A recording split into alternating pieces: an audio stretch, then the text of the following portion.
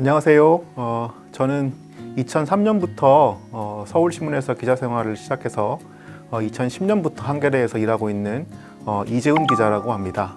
주로 사회부와 사회정책부 그리고 정치부 등에서 기자 생활을 했고요. 제가 이런 경험들을 바탕으로 여러분들에게 이 수업을 들어야 하는 이유를 설명드리고자 하는 거는요.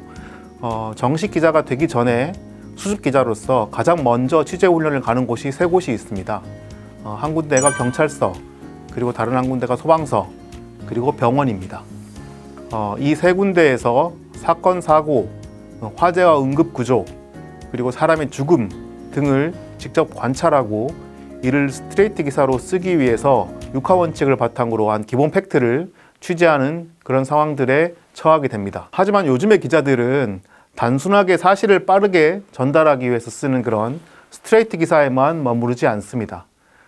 요즘의 기자는 단순 속보에 집중하기보다는 연속된 사건, 사고의 흐름을 파악해서 심층 취재하고 이를 통해서 사회 현상의 단면을 포착해내는 그런 이슈를 조명하는 기획보도, 그리고 사회의 이면과 부조리, 비리와 숨겨진 진실 등을 추적해서 드러내는 탐사보도, 그리고 사건의 현상이랑 원인과 결과, 그리고 배경 등을 깊이 있게 분석하는 심층보도, 그리고 특정 주제에 대한 다양한 관점과 의견을 전문가 인터뷰와 통계자료, 분석 등을 통해서 전달하는 분석보도 등을 통해서 독자들의 시선과 관점을 풍부하게 만들어주는 보도를 해야 하는 상황에 놓여 있습니다. 스트레이트 기사는 객관적인 팩트를 중심으로 사안을 단순히 전달하는 데 그치지만 기획보도나 탐사보도, 심층보도, 분석보도 같은 이런 더 깊은 피처성 보도는 기자가 더 많이 취재하고 더 많이 공부하고 더 많이 고민한 결과물을 통해서 사안을 깊숙이 개입하는 그런 보도라고 할 수 있습니다. 이를 저널리즘 철학적으로 이야기를 하자면 지식의 현실 개입이라고 말을 할 수 있는데요. 이를 위해서는 저널리스트들이 언론이 사회 현실에 개입하는 방식을 스스로 선택하고 결정하는 능력을 가질 수 있도록 공부를 하고 연구를 해야 하는 그런 상황에 처해 있습니다. 이를 위해서는 사회를 깊이 들여다볼 줄 아는 통찰력, 그리고 사회 현실에서 문제를 파악해내는 감수성, 그리고 논리적으로 생각하고 분석할 수 있는 사고력을 키울 필요가 있고요. 이런 능력을 통해서 사안에 대한 관점을 확실하게 세울 필요가 있습니다. 이 강의는 그래서 언론사 입사를 준비하는 준비생들을 위해서 구성된 강의이지만 꼭 언론사 입사를 준비하지 않더라도 사회 현상을 단순히 전달받는 독자에 머무르는 게 아니라 비판적 읽기와 글쓰기로 지식의 현실 개입이라고 하는 저널리즘의 철학적 원칙을 함께 공부하고자 하는 분들에게 필요한 그런 강의라고 할 수 있겠습니다. 수업 구성과 목차를 좀 설명을 드리자면요. 언론사 입사를 위한 기초 개념 가이드 4회편에 지금 보고 있는 오리엔테이션을 포함해서 모두 7편의 강의로 진행을 할 예정입니다. 두 번째 강의 주제는 사회학적 상상력에 대한 이야기를 할 예정인데요. 기자가 좋은 글을 쓰기 위해서는 어떤 사회학적 상상력을 바탕으로 해서 현안을 바라봐야 하는지에 대해서 공부를 해볼 예정입니다. 세 번째 강의 주제는 정의와 공정, 그리고 평등이라고 하는 키워드를 가지고 이야기를 해볼까 합니다.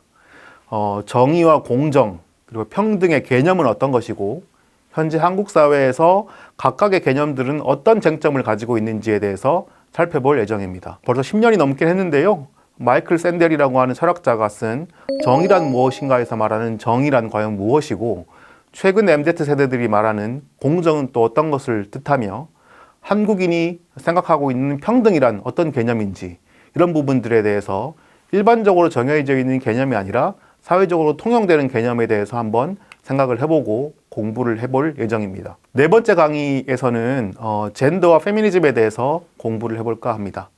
2010년대 중반에 강남역 살인사건 등이 일어나면서 또 2017년쯤에 미투 고발 일들이 계속 반복적으로 일어나면서 한국 사회에서 페미니즘은 큰 사회적 이슈가 되어 있는 상황입니다. 그래서 페미니즘이라는 무엇이고 또 페미니즘보다 더 포괄적인 의미를 가지고 있는 젠더라는 것은 무엇인지에 대해서 공부를 해보고요.